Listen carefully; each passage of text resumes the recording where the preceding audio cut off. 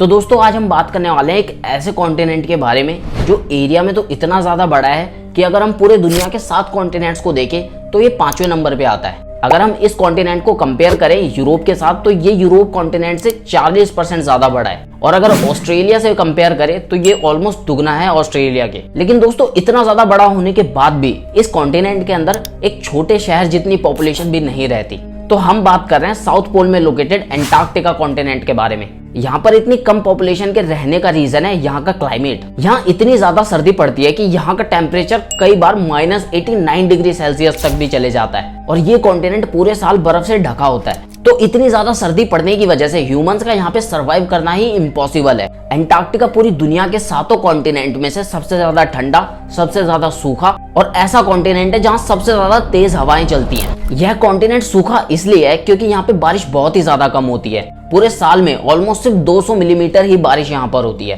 और वो बारिश भी स्नोफॉल की फॉर्म में होती है। और ये 200 mm बारिश भी एंटार्क्टिका की उन जगहों पे होती है जो समुद्र के पास है। एंटार्क्टिका की जो अंदर वाली जमीन है मेनलैंड, वहां बारिश और भी ज्यादा कम होती है।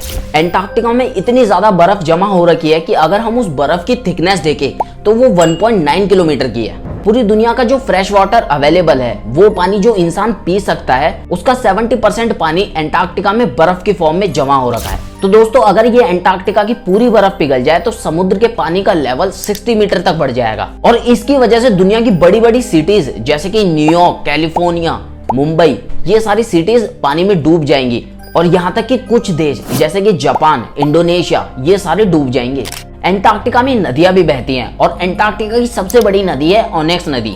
एंटार्क्टिका के अंदर माउंटेन्स भी हैं। ट्रांस एंटार्क्टिक माउंटेन्स डिवाइड करते हैं एंटार्क्टिका को 2 पार्ट्स में, ईस्ट एंटार्क्टिका और वेस्ट एंटार्क्टिका। बोला जाता है कि ईस्ट एंटार्क्टिका ज्यादा ठंडा है वेस्ट एंटार्क्टिका के कंपैरिजन में, क्योंकि ईस्ट एंटार्क्टिका की हाइट ज्यादा है। लेकिन दोस्तों यहाँ पर एक सवाल उठता है कि आखिर एंटार्क्टिका के बारे में पूरी दुनिया को पता कैसे लगा कि एंटार्क्टिका जैसा भी एक कोई कॉन्टिनेंट है जो हमारी धरती के ऊपर है। तो चलिए समझते हैं इसे कि कैसे एंटार्क्टिका की खोज होती है। आज से काफी सदियों पहले ही वेस्ट की थ्योरीज में इस जगह का डिस्क्रिप्शन मिलने लग गया था। 4th सेंचुरी BC में भी एरिस्टोटल ने ये कहा था कि जैसे नॉर्थ पोल के आसपास इतने सारे कॉन्टिनेंट्स हैं, उसी तरीके से साउथ पोल में भी कोई ना कोई कॉन्टिनेंट जरूर होगा। तो इससे ये पता लगता है कि आज से काफी सालों पहले ही लोग एंटार्क्टिका के बारे में अंदाजा लगाने लग गए थे, बट किसी ने भी अंटार्कटिका को अभी तक खोजा नहीं था। तो जैसे जैसे टाइम बीतता गया तो 2nd सेंचुरी AD में मैरिनस ऑफ टायर ने इस कॉन्टिनेंट को नाम दिया एंटार्क्टिक, और ये नाम उन्होंने आर्कटिक के अपोजिट में रखा था। नॉर्थ पोल में तो आर्कटिक था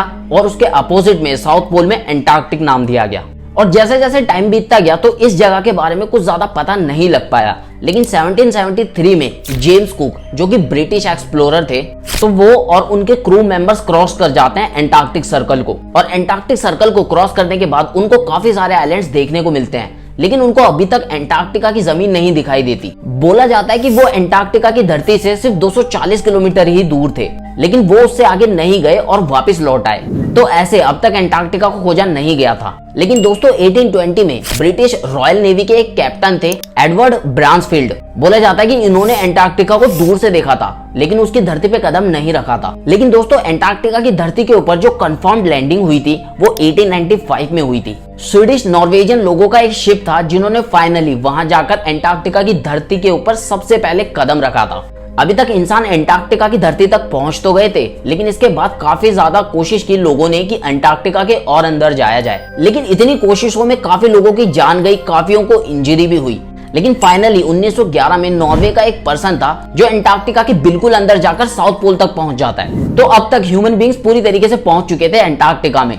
लेकिन दोस्तों 1820 में जब एंटार्क्टिका को पहली बार देखा गया था, तो उसके बाद से ही काफी सारे देशों ने अपना दावा करना शुरू कर दिया था एंटार्क्टिका की जमीन के ऊपर। लेकिन 1959 तक आते आते 7 कंट्रीज ऐसी थी जिन्होंने पूरी तरीके से दावा किया अपना एंटार्क्टिका के ऊपर। उन्होंने अपनी अपनी टेरिटरी की बाउंड्रीज भी ड्रॉ कर ली थी एंटार्क्टिका की धरती के ऊपर, और वो 7 कंट्रीज थी New Zealand, Australia, Norway, UK, France, Chile और अर्जेंटीना। और इन 7 देशों में से ऑस्ट्रेलिया एक ऐसा देश था जिसने सबसे ज्यादा एंटार्क्टिका की जमीन के ऊपर अपना क्लेम बताया। उसने एंटार्क्टिका की 42% जमीन के ऊपर अपना क्लेम किया, जो कि एरिया वाइज देखे तो 6 मिलियन स्क्वायर किलोमीटर थी। तो टाइम के साथ साथ ही इन देशों के बीच में एंटार्क्टिका की जमीन को लेके काफी ज्यादा डिस्प्यूट्स होना शुरू हो गए, और इन सबको सॉल्व करने के लिए 1959 में यूएसए में वॉशिंगटन में एंटार्क्टिक ट्रीटी सिस्टम बनाया गया। और इस ट्रीटी को उस समय 12 देशों ने साइन किया था। इस ट्रीटी के अकॉर्डिंग ये था कि कोई भी देश यहाँ की धरती के ऊपर अपना क्लेम नहीं कर सकता, यहाँ पर किसी भी तरीके की मिलिट्री एक्टिविटी नहीं हो सकती, कोई भी देश अपना मिलिट्री बेस यहाँ पर डेवलप नहीं कर सकता, यहाँ पर कोई न्यूक्लियर टेस्ट नहीं किया जा सकता और साथ ही न्यूक्लियर वेस्ट को भी यहाँ पर डिस्पोज नहीं किया जा सकता और यहाँ पर किसी भी तरीके की माइनिंग नहीं हो सकती। तो ये सारे रूल्स बनाए गए थे एंटार्क्टिका को प्रिजर्व करने के लिए। स्टार्टिंग में इस ट्रीटी को सिर्फ 12 देशों ने साइन किया, लेकिन टाइम के साथ साथ काफी देशों ने इस ट्रीटी को साइन किया और आज टोटल 56 कंट्रीज ऐसी हैं जिन्होंने इस ट्रीटी को साइन कर रखा है। और उस ट्रीटी के बाद से ही देशों ने अपने यहाँ पे रिसर्च स्टेशंस बना रखे हैं जो रिसर्च करते हैं क्लाइमेट चेंज, ग्लोबल वार्मिंग, सी लेवल राइज और ओजोन डिप्लेशन के ऊपर। आज एंटार्क्टिका में 70 परमानेंट रिसर्च स्टेशंस है जो कि 29 कंट्रीज के हैं। इंडिया भी यहाँ पर अपने 3 रिसर्च स्टेशंस को ओपन कर चुका है, लेकिन उनमें से सिर्फ 2 ही एक्टिव हैं आज की डेट में, जो कि भारती और मैत्री हैं। एंटार्क्टिका में जो मेनली ह्यूमन एक्टिविटीज होती हैं वो है रिसर्च, टूरिज्म और फिशिंग। तो ये था दोस्तों पूरे एंटार्क्टिका के बारे में। अगर आपको वीडियो अच्छी लगी हो तो वीडियो लाइक करना और जाते जाते चैनल सब्सक्राइब जरूर कर लेना।